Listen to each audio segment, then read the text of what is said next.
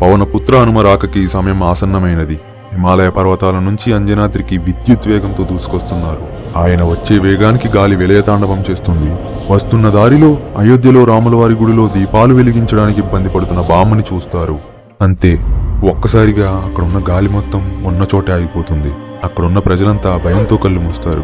ఇంతలో ఎక్కడి నుంచి వస్తుందో తెలియని ఒక శబ్దం వాళ్ళ కర్ణబేరిని దాటి గుండెకు వినిపిస్తుంది. అదే. కళ్ళు తెరిచి చూస్తుండగా గుడిలో ఉన్న దీపాలన్నీ ఒక్కసారిగా ప్రకాశిస్తాయి. ఏం జరుగుతుందా అని పైకి చూస్తే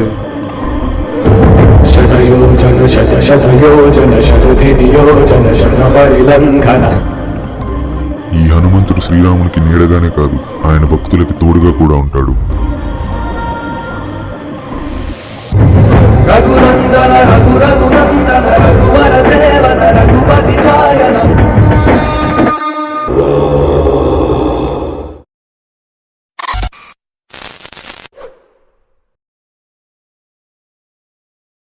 ప్రశాంత్ వర్మ గారికి ఇలాంటి వండర్ఫుల్ ఐడియా వచ్చిందంట, కానీ పర్మిషన్స్ దొరక్క చేయలేకపోయారట.